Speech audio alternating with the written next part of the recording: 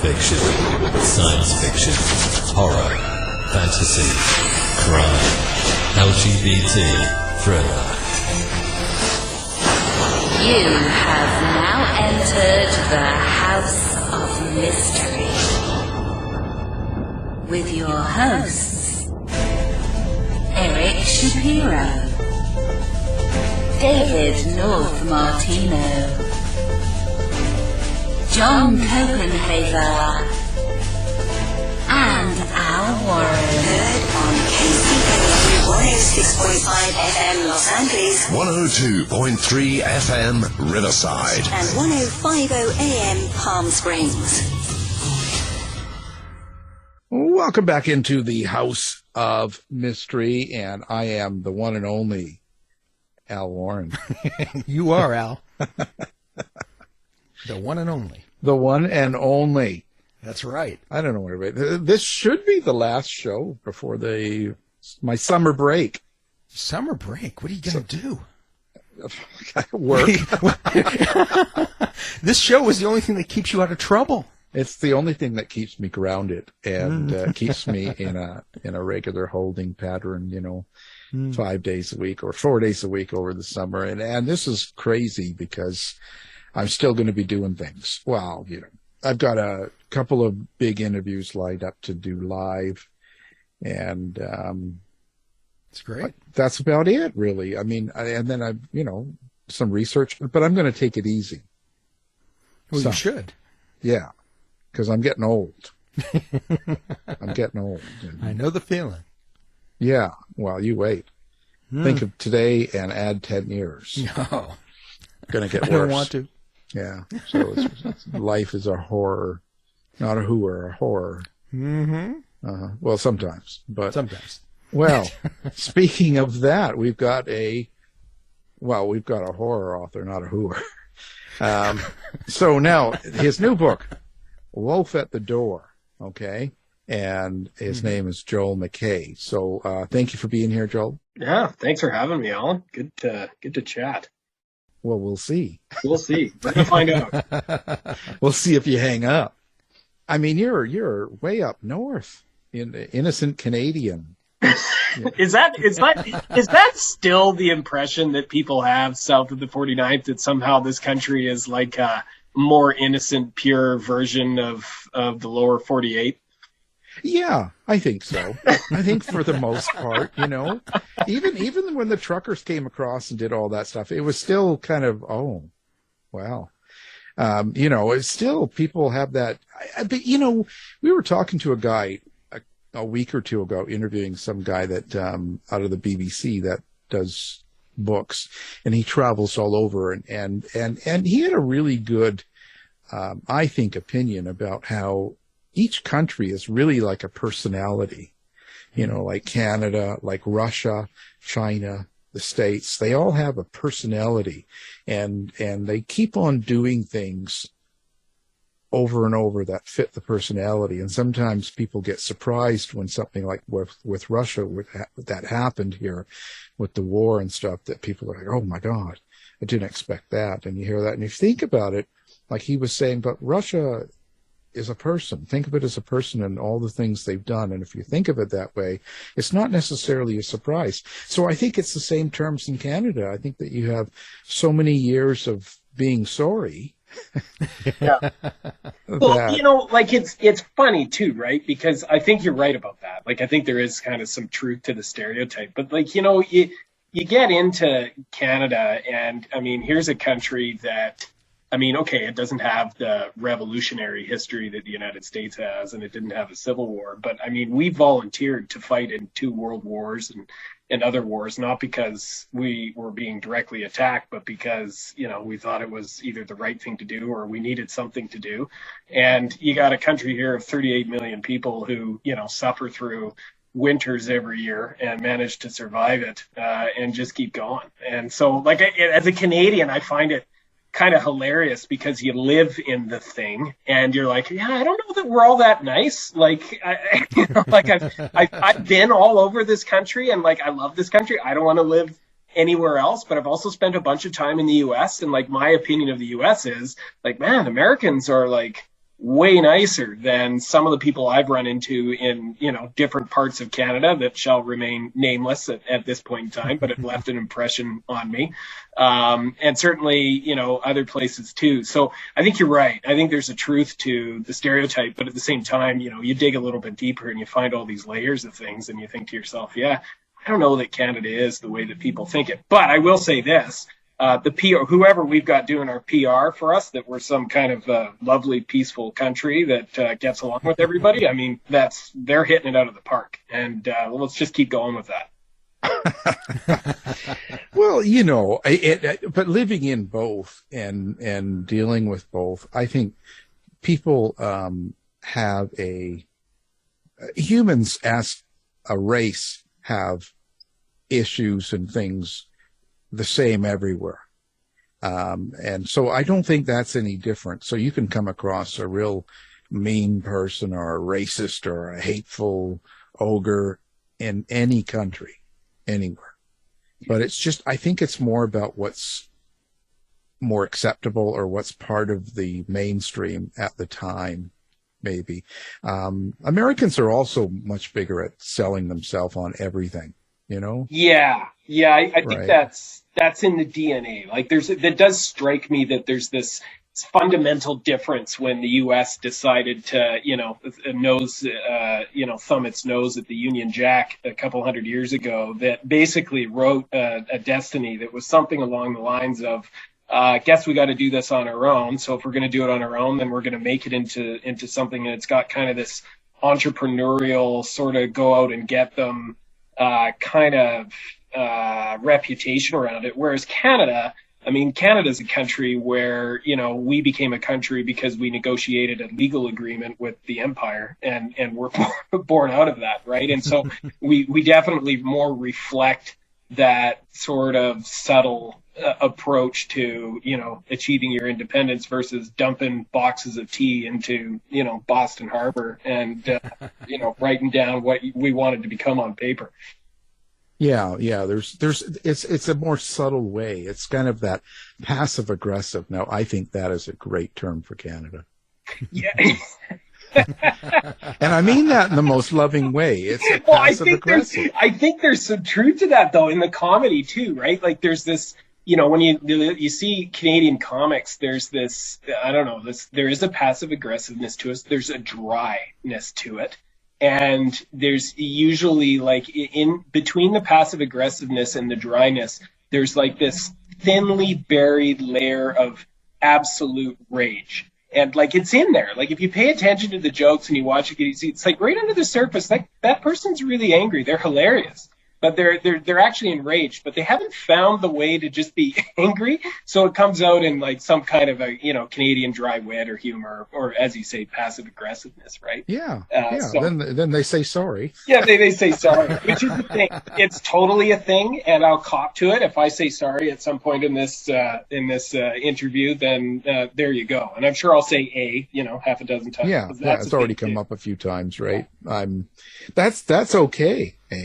But when I first moved to Seattle, and I was in university and that, I'd be talking, about whatever, and then people would always keep saying B to me, and I didn't get it at first because back in the 80s I'd say A, and they'd go B, and they thought they were being funny because here's this Canadian, in school, and they thought, but that's how they are. Yeah. Oh, absolutely. That's right. Dave can tell you. I have to admit, I kind of caught to, like, when I would travel down, 15, 20 years ago to visit my mom. She married an American in Idaho, and they moved down there and lived in southern Idaho. And, I'd meet people at house parties and stuff when I'd be down there, and they'd be like, "Oh, what's it like in Canada?" And like, I have to admit, like, I was a bit of a dick about the whole thing. Like, I'd be like, "Oh yeah, I mean, we drive on the other side of the road, and some of us live in igloos, and I'd be like, oh really, right? Like is that, oh yeah, they've got these roundabouts as soon as you go through the border, and it switches you around, and then you got to switch over to the metric system and everything, and just being a total goofball, right, trying to sell these things. That's that passive aggressive dry wit, right? And then I'd say sorry, once they realize that. Well, yeah, I tell them that you have to leave your car parked at the border, and they give you a sled with dogs. or I would do something like, I remember saying, oh, we just got color TV about two years ago. Yeah. Stuff like, and this is in the 80s, right? Yeah, absolutely. But you know what, that really surprised me? I ended up in Portland, and they would believe me. A lot of them. Whereas in Seattle, not so much. But in Portland, they all bought it. Well, it's not that much further south. So, what's going on? It was enough that I noticed that everybody I worked with in Portland, none of them had been to Vancouver their whole life. And I remember thinking, how weird. You're like only a day you could drive there in a couple of hours, I guess 5 or 6, but you could drive to there. Why wouldn't you go one weekend in your life? And so many of them hadn't, whereas in Seattle, a lot of people had been back and forth. So I think that's true of everywhere. I kind of want to ask David the question. It's kind of like that back east too, right? I don't think, even these places that are within a couple hours away, necessarily everybody is always going to them, right? Yeah. Well, we have, I probably shouldn't talk about Rhode Island because I live in Mass, but I live on the border, and, people in Rhode Island famously do not like to travel, over the border, and they don't like to travel over there's a bridge to Newport that they don't like to go over either. So. Yeah.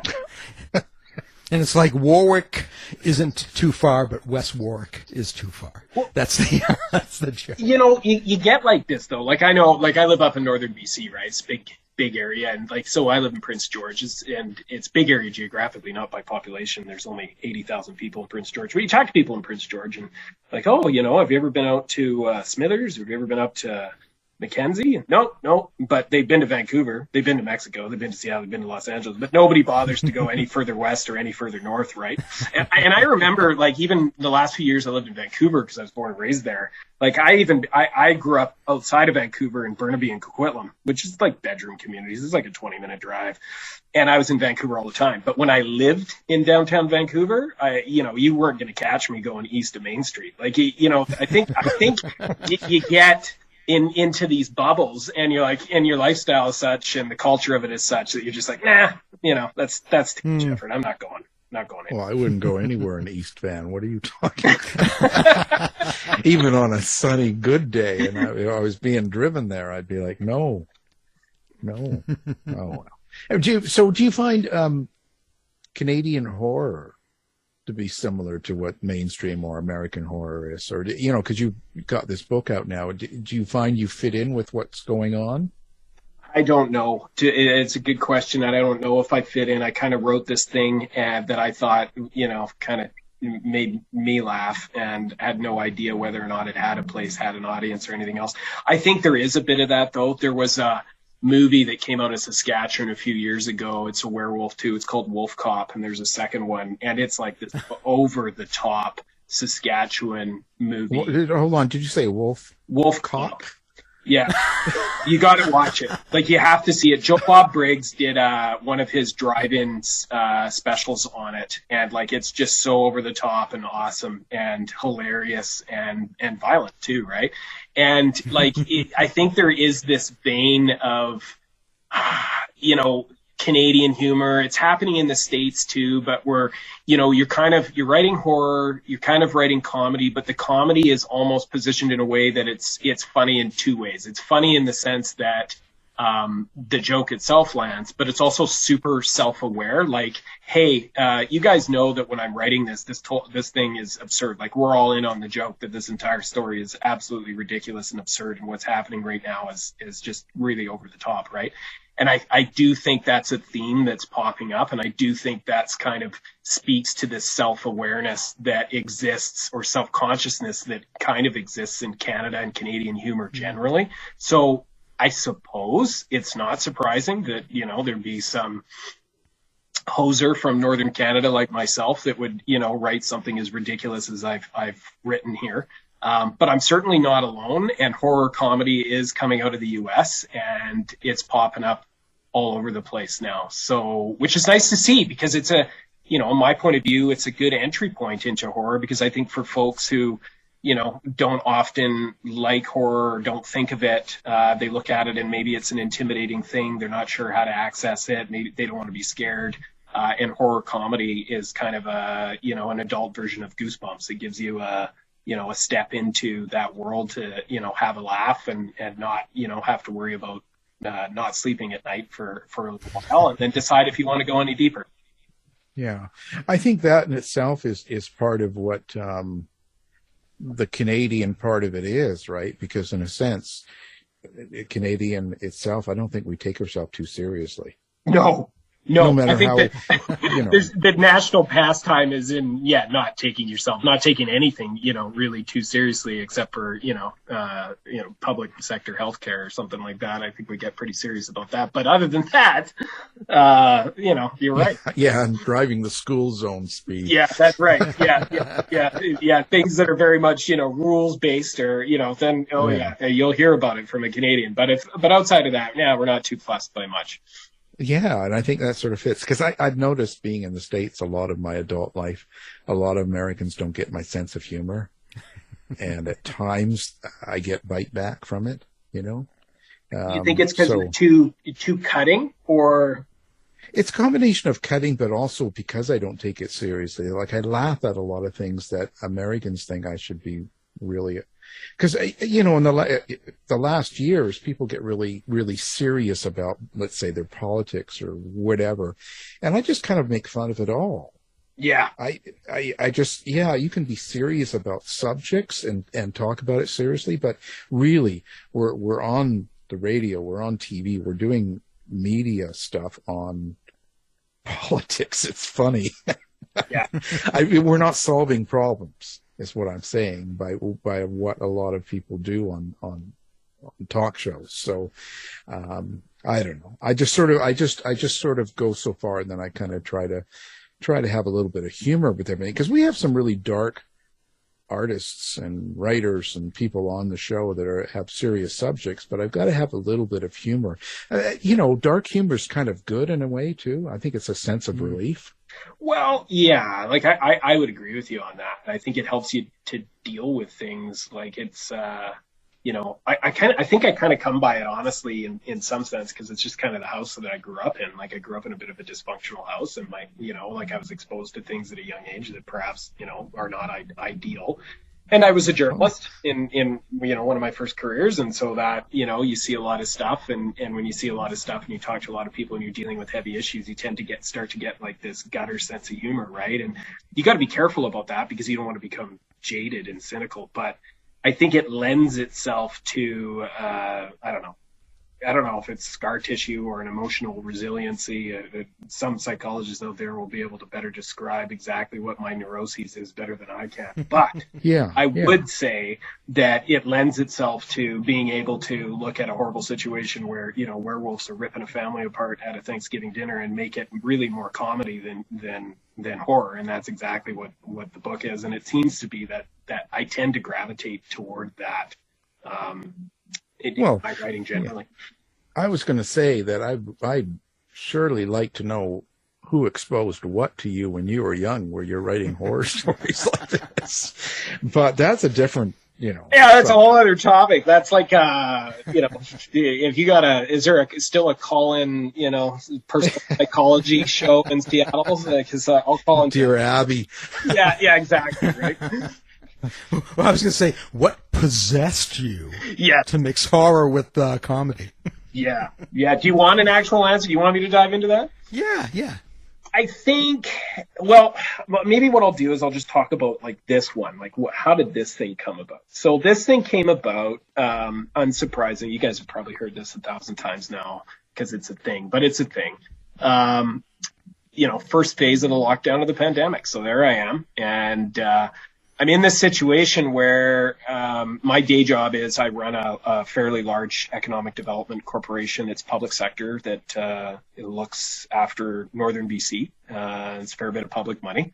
And, you're trying to figure out as a CEO how to transition a business like that, a public sector environment, into, this crazy new mode of lockdowns and nobody can be at work and everything. And that's weighing on you. And I've got 2 young daughters and family, and you're in this little basement office trying to make all this work, and it's all, you kind of look at it, and I'm freezing, because it's still not quite, spring or summer in Prince George in March and April of 2020, and I'm sitting in this office and I'm freezing in my basement, and I just had one of these days where you're like, this is ridiculous, and you start laughing, right? And you're like, this is off the charts. And I got this idea of, what's the difference between first world problems and actual problems? And because that started to come up every day in my life, because there was a million problems every day at work that we had to try and solve, and you had to triage it. You're like, okay, is this an actual problem that needs to be dealt with right now? Or is this just something that's annoying somebody, right? So you get good at triaging things, as I think a lot of us did. And then I started thinking about, families, because you're seeing, families starting to come apart and around, all these different issues and everything. And I said, I to myself, this is a conversation to myself, alone in an office in a, winter basement room in the spring of 2020. Wouldn't it be fun to, get an ensemble cast of characters together and, put them around a dinner table, and all these people have grievances and with one another, and it all comes out, kind of like a National Lampoon's Christmas Vacation situation, right? But then it becomes something else, and a werewolf shows up and starts ripping everybody apart. And that's kind of this whole idea of, oh, you guys think your petty grievances between, brother and sister-in-law, or husband and wife, or kids, or, father-in-law and son-in-law are actual issues. They're not actual issues. And how do I make that? How do I get that across? And so, lo and behold, Thanksgiving, dinner, 12 characters, stick them around a table. They've all got issues.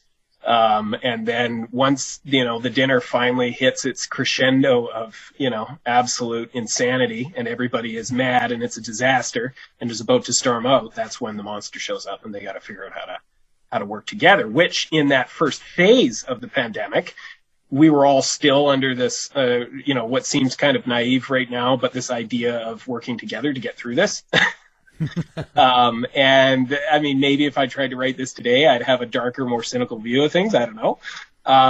But that was kind of the idea. And so it became this 2-act novella, and that's how it came about. There's no doubt, though, that, when it comes to dysfunctional family stuff and the way people get along, that had nothing to do with the pandemic. A lot of that's just stuff I've seen in my own life over the years that we've all experienced with family dinners, holiday dinners that go sideways. I'm sure anybody who's lived, if you've lived long enough and exposed yourself to enough people, then you have probably at some point in time been to a dysfunctional family dinner or a dysfunctional dinner party, right? And I think there's a universal humor in that if you really step back and take a look at it. I haven't been to a normal one. I'm 60. I haven't seen a normal. The only time I see normal families is on those television shows on sitcoms or whatever. Everybody seems like they're normal. Yeah, what somebody's asked this question lots of times. What is normal, right? Yeah. If there is a normal, I've never experienced it. I'm not sure I want to. I don't think it'd be all that interesting or frankly funny. 9 times out of 10, when I'm saying something, whether it's in my day job or I'm writing something, I'm trying to interlace it with humor and make people laugh, because that's just the way I'm wired. That's how I go through life. So, it's normal for me is boring. I'm not interested in normal. I'm interested in really flawed people who are trying to, get through their day. Boy, you're on the right show. Coming home.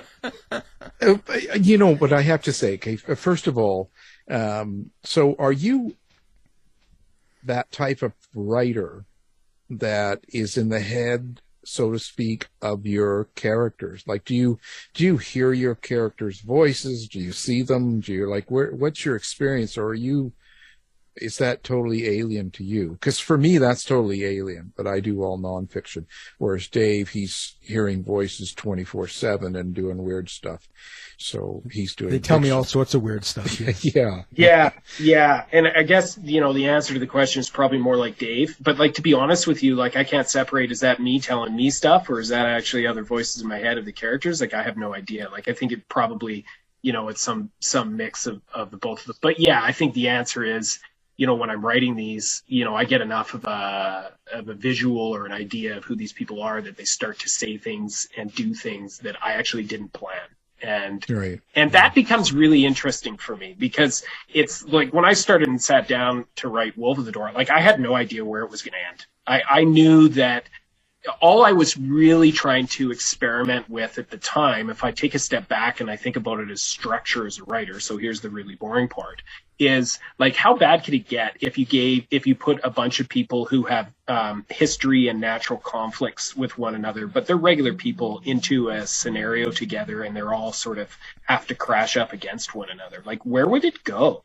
And so it was kind of a mad scientist playing a little social experiment in his head, but you're making the whole thing up. But it doesn't feel like you're making the whole thing up, because you are hearing these voices and they're doing things and saying things that you didn't plan out. I write from the seat of my pants. David, I don't know how you are, but that's kind of how I do it, because if I plan it out, I get bored and I'll never end up writing it. So do you write the book inside your pants in your seat? Yeah, it's kind of weird. I've got a whole contraption that achieves exactly that. Yeah. Okay. Yeah. Well, with your characters, they kind of take over. Have they ever taken over so much that they've kind of rebelled against the plot while you were writing this novella? Yeah, absolutely. That one, Wolf at the Door, everybody kind of did what I thought they would mostly do in terms of the broad arcs. Some of the people who died were surprising, because I never actually made any decisions around that. It just sort of played out the way that it did.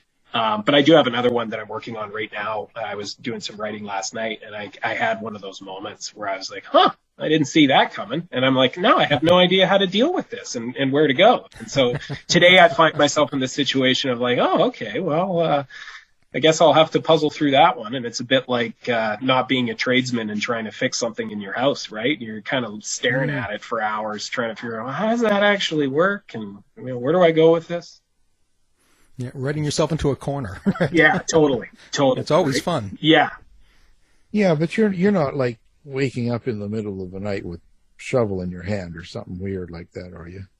Not that I recall, but do people who wake up in the middle of the night with shovels in their hand, do they remember? I think if you're at that point, are you even aware anymore? That's a whole other question. But yeah, as far as I'm aware, I'm not doing that. And I think, my wife is a lawyer, so a criminal lawyer, and so I'm pretty sure that if things got too far, she'd be working me down to the local corrections facility long before I was ever able to do anything. Criminal lawyer in Prince George. So what's she doing? She must work the McDonald's drive-through, and there's something there's no crime in Canada. Oh, you'd be amazed. It's not that different than the U.S.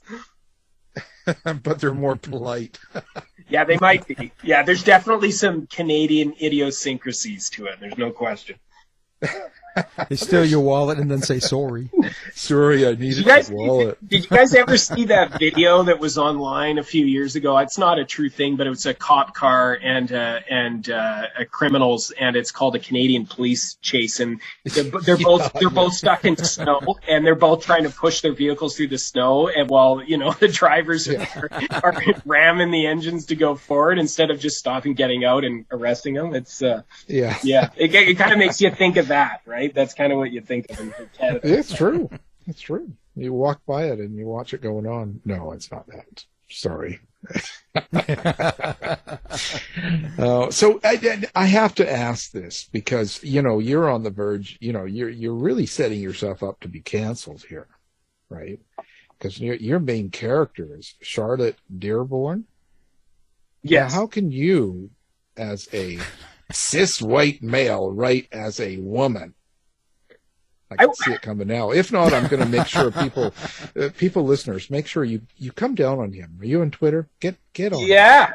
I mean, like that's yeah. How do you even begin to unpack that conversation these days? Here I'll say this in my defense. Like I think there are experiences and information that, knowledge that people have from their own cultural backgrounds that I would never try to replicate, right? Like, I just don't know what it's like in certain areas. And I think you're overstepping if you do try and play that card.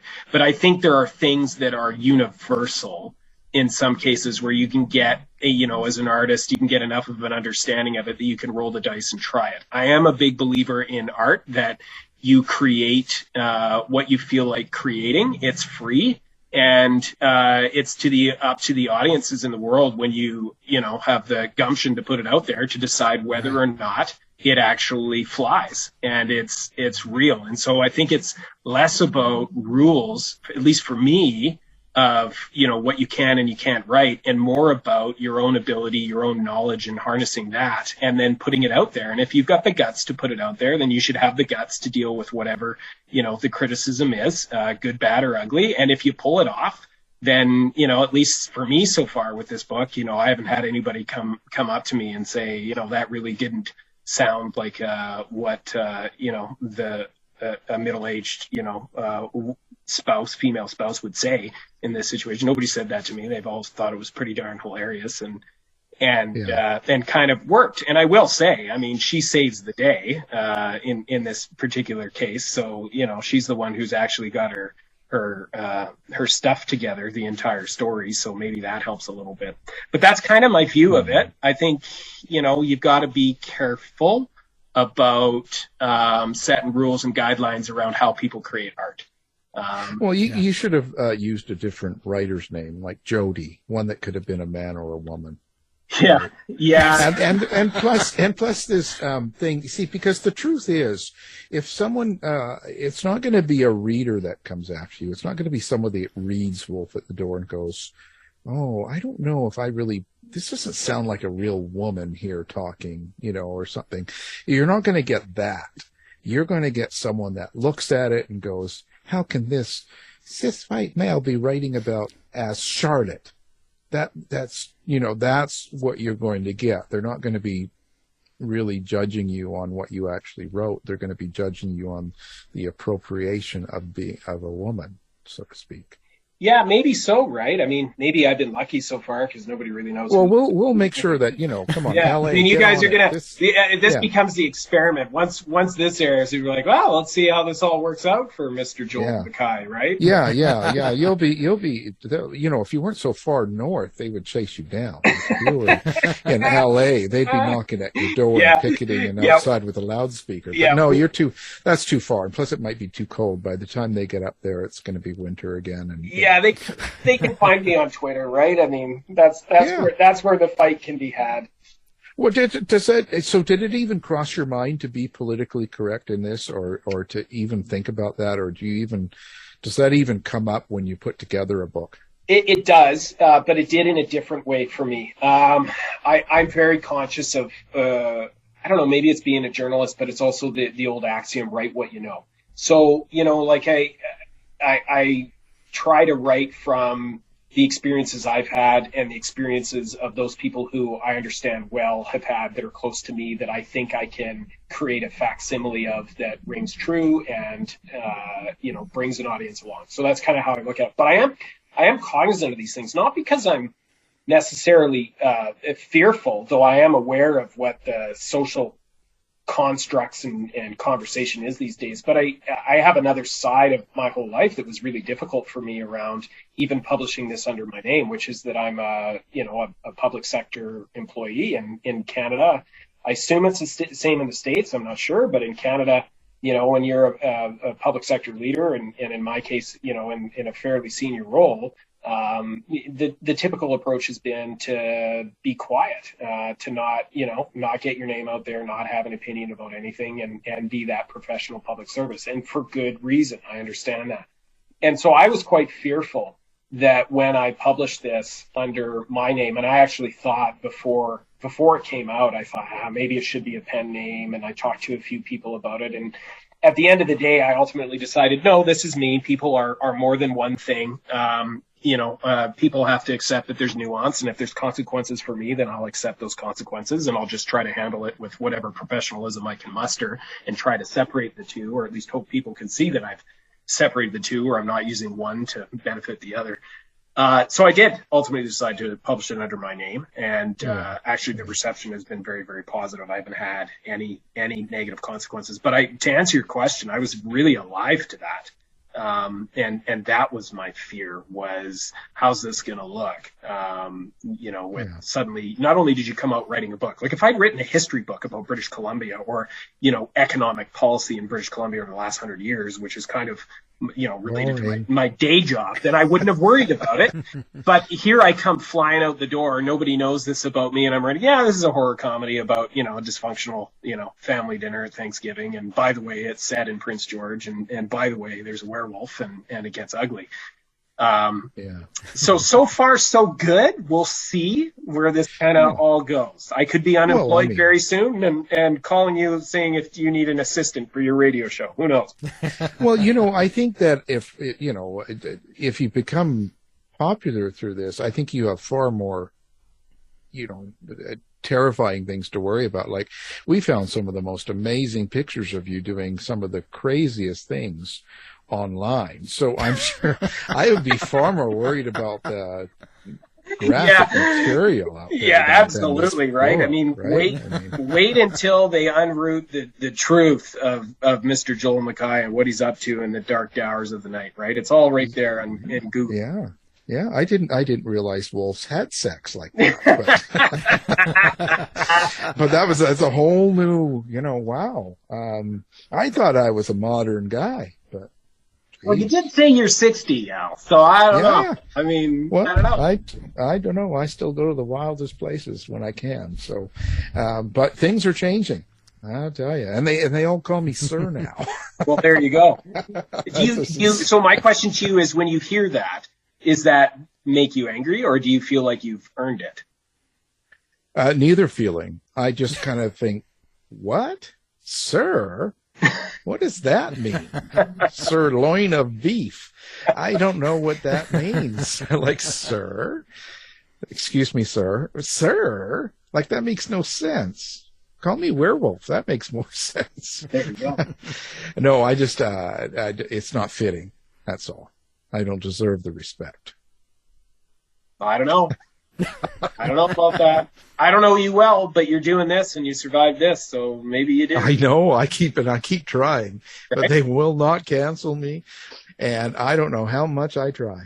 Well, and again, this kind of comes back to the conversation, not to beat a dead horse here, but to be honest, look, everybody's got opinions, and when you sit down and you have a drink with somebody, it doesn't matter what walk of life they come from. If you're a decent person, you can find no matter where they're coming from. Usually, if you're just having a beer one-on-one, you can get along with most people, right? I think that's generally the experience. And so, the thing that I think about these days so much is, amidst all the vitriol that is going on, we got to find a way for people to just get back and have reasonable conversations and realize we're all flawed, and that you kind of got to find a way to still have a conversation and work past our own flaws, our own inadequacies, or lack of knowledge to try and get somewhere constructive. Because at the end of the day, what is everybody trying to do here? We're all just trying to get on with our days. We're all trying to get a decent night's sleep, trying to, have a decent meal and not be probably bugged too much. Maybe that's a very Canadian view of things. But, I do think for most of us, doesn't matter where you are in the world, that's the truth. And that's kind of that, if I had any political rant, it would be to get back to that. Let's get back to some reasonableness. And maybe I think, absurd werewolf humor is kind of a pathway there. And I'm probably 100% wrong by that. But I do think humor kind of does start to unlock doors. I totally agree. Because anytime I meet people that totally with that, or they're not necessarily people I would want to move in with, but they're people that are different, and most of them I can get along with quite well. There's very few times you can't, but that's being personal or being online. Online, you're not personal with people, so it's, you know, you don't know them, and it's easy to look at something and say something, and people get into all that sort of stuff. And yeah. I'm more interested in things that are not political. So I guess, I don't know. I don't get into it because for the most part, it's all silliness. It's all silliness. Yeah. I kind of start to feel the same way too. Like I find as I get older. Well, like, you know, people need to be more real. Like if you don't like in your case, if they don't like Pierre Trudeau, then they say, well, he's terrible. I don't like this and I don't like that. And why doesn't he do this and whatever? Instead of saying he's Castro's son and he's a Muslim and he's, you know, eating baby pizza or whatever. You know, it's just like with Clinton and if people get into all this weird stuff, and it's like, look, just get back to normal. If I want to hear about weird stuff, I'm going to read Joel McKay's book. Yeah, absolutely, right? Like, but I'm with you on that one. Like, I mean, you know, like at the end of the day, why do we have to invent all these weird things in our reality around that? I've always wondered of this question around apocalyptic fiction. You know, why is it that humans are so obsessed with this notion of the incoming end of the world, even though we have no evidence that it has ever occurred or will ever occur? And like I part of me, the dark humorist in me, has always kind of had this idea rolling around my head that it's just our own obsession with trying to make our time alive more special than it really is. And that if you believe that the end is nigh, that you're on the precipice of the end, and thus this is a very important time, and thus everything that everybody does is really more important than it is. Whereas if you just accept that, you know, you're one of 7 billion people and you're trying to make your way in the world, and you're eventually going to pass away and people will forget about you from 3 generations from now, it kind of takes the air out of your sails a lot, right? Yeah. Oh, for sure. You know, and so I kind of, yeah. I liken that to these conspiracy theories. Like they do feel a bit like we're, you know, people drumming up, you know, to some extent, you know, a fairy tale to add some meaning where there doesn't need to be meaning. And what we need to get back to is just saying, hey, how are you? How's things going? How can I help? Practical solutions, carry on. And if you're not interested in those conversations, then, you know, talk about, like you say, talk about other things you are interested in. In this case, in this particular hour, we're talking about, you know, werewolves in Canada for some ungodly reason. Yeah. No, and it's true. I think that these horror, that's the big rush for horror and the end of the world and all this stuff. I think it's kind of, even the superheroes, isn't it, in a sense that things are, in life become very unsure. People get very scared at times or nervous. And I think it's about lining up good with evil. Like, this is the good, this is the savior, this is the evil, this is the bad.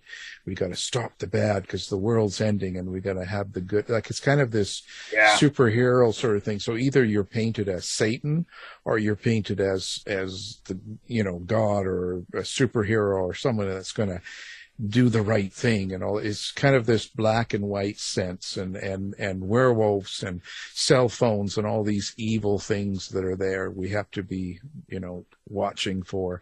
So I think you're, in a sense, that's right. And I think having a comedy, and I think having a lot of this, because look at all this stuff, like do you like current horror yourself? Like, I do. Yeah, I do. It's, I read a fair bit of it. But I, you know, it's like anything, like, you know, like I like Marvel movies, but I don't like every one of them, kind of, right?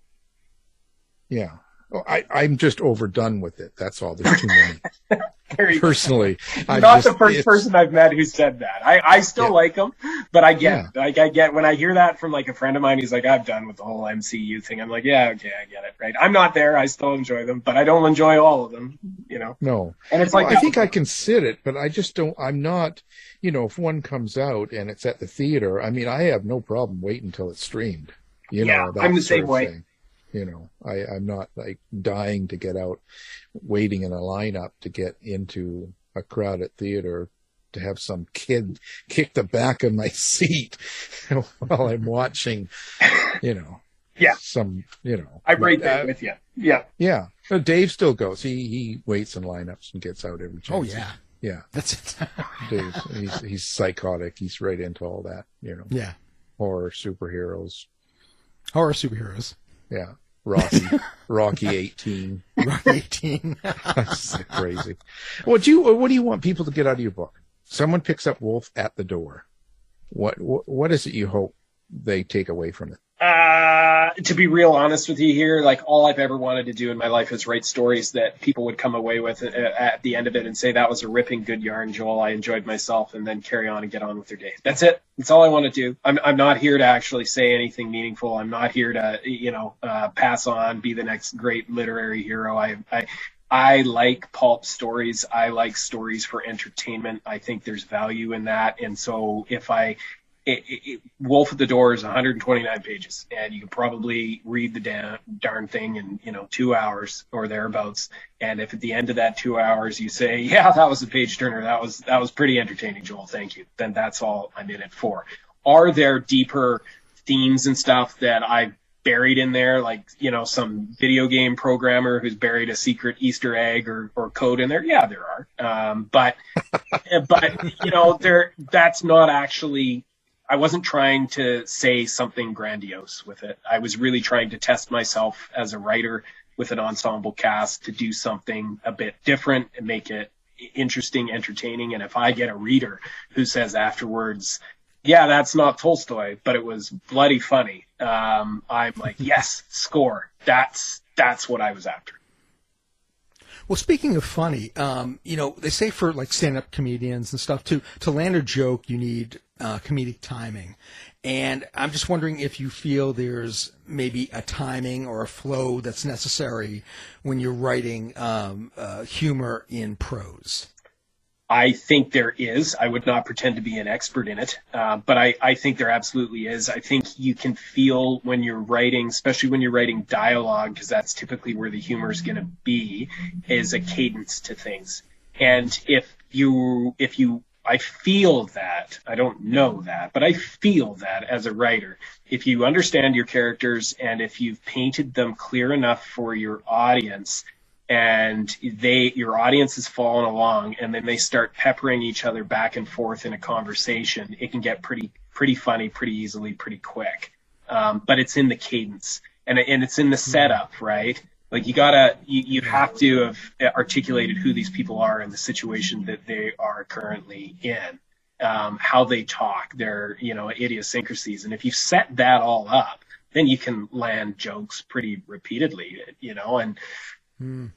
That to me seems to be the way to do it. But I would tell you, and this is kind of the weird thing, like if somebody said to me, oh, Joel, there's some funny parts in Wolf at the Door, why don't you write stand-up comedy? No way. I think that's the hardest job in the world. And I wouldn't even know where to begin. And so I do think they're different. And I think you don't need necessarily as much skill to do it in long form prose as you do when you're standing alone on a stage in front of an audience of people, right? It's a different thing. But I could be wrong about that too. That's just how I feel about it. Wow. So do you is this book blood and guts, solid fear, or is this more suspense with the comedy? Yeah, it's 2 acts. It's suspense. So the first act is the setup and the dinner with the characters. The second act is when the werewolves show up and when everybody has to come together, whoever's left surviving, to figure out how they're going to get through the night. So it is more comedy than horror. But it is most definitely horror when it kicks in. And there are, even in that first act, there's a fair bit of foreshadowing that something is coming. And I gotta say, I haven't been, the werewolves are incidental here. Like, I have not tried to hide the fact that this is a book about werewolves. Like it says on the back, and then a werewolf shows up and da-da-da-da-da-da. And on the front, there's a picture of a werewolf, and in the title, it says Wolf at the Door. Like I've never tried to hide it. And that was very intentional. Like I didn't want to hide the monster. I wanted the monster to come out sooner, because sometimes in horror, I'm frustrated when they spend, the creator spends 3/4 of the time, teasing what this monster is, and then you finally get a look at what it is, and you're kind of let down. I knew that it's just a werewolf, like this is a Universal movie style werewolf from the 1950s. Let's just get it out front. That's what this thing is. But let's make the characters and their relationships more interesting with one another. So it's not slasher all the way through, more comedy than horror. Yeah. Well, I understand that. So now, do you are you doing social media? Do you have a website? Where is there a place that people find Joel McKay, like Tinder, Grindr, anything like that? Neither of those places. But you can find me on Twitter at Joel C. McKay. And I am dabbling into Instagram, so author Joel McKay. You can find me on Goodreads, LinkedIn as well. Those would be kind of the places. I will not say I am particularly good at social media. I've got I don't know what you guys are like, but like I've got this complex relationship with social media where like I know I got to do it, and sometimes I enjoy it, but there's this other part of me that just feels like the whole thing is kind of like, a waste of my time, and I'd rather just be writing. So I'm trying to get better at it. I'm not naturally good at it. No, and I don't. I'm not. But what I've done is I've kind of made it part of my early morning. The first thing I get up with the dogs, and then I do the social media, and I just kind of put out what, who's on the show tonight, or if I'm writing something, I'll put just the basic information, and I do it on all platforms. And I always throw out a really nasty joke sort of thing, try to make people laugh, because the idea is to have some fun in life. So it's to make someone laugh. Or unfriendly. And then, and that's it. Then you can kind of walk away, and then I go back to it every once in a while just to update something. But I just do it every morning, and then it's kind of regular. And I think that's all you need to do, because then if you have someone following you that likes to read your stuff or see your stuff or whatever, or know if you're going to be on a show or something, then they kind of, because they'll check it when they check it, and they say, oh, look, Joe's on House of Mystery, I'm going to check that out. Yeah. So, stuff like that. So you just make it part of your, like you brush your teeth, hopefully. And then you do like 20 minutes with all the platforms. You just throw a little bit of something out there. Get on TikTok, dress up like a werewolf and start dancing. Now I got to brush my teeth too? Well, I know, but one step at a time. Let's start with the teeth, because really. Yeah, let me start with the teeth. I'll get those cleaned up. Then I'll consider the TikTok with the werewolf costume and the. Yeah.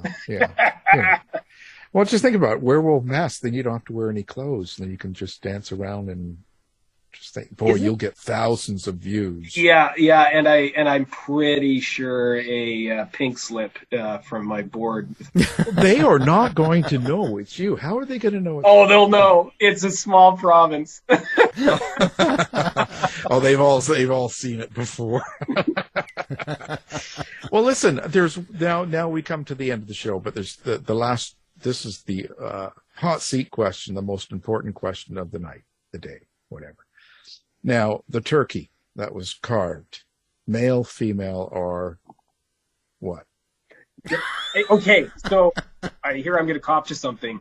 I don't even know what gender a turkey normally is when it's served in Thanksgiving. This question never even popped into my mind when I wrote it. You're the first person to ask it. So I would say the turkey can be identified or interpreted however the audience would like. I have no answer on that. Schrodinger's turkey. There you go. Yeah, exactly. Schrodinger's turkey, yeah. Well, see, that brings the question, you see, like, what is a turkey? When you're about to eat it at the dinner, do you even know if it was male or female? Do I even know that it was a turkey? Yeah. I didn't see it get slaughtered or Maybe. Turkey. Maybe it's just a really big chicken. I have That's what the chickens look like in Prince George. Yeah, there you go. Move up north. The meat's good. See, we can leave it on that. There you go. The meat is good. And you're going to find out when you watch Joel on TikTok, okay? So when he gets going, and you'll find out how good the meat is. So anyway, today we've been talking about The Wolf at the Door. And Joel McKay has been the guest, and we'll have everything up on our website. So thank you for being on the show. Thanks very much for having me. It's a pleasure to talk to both of you. Thanks, Joel. Tired of wasting time trying to decide what to watch on your streaming service? Go to our website and look for the Martino movie reviews.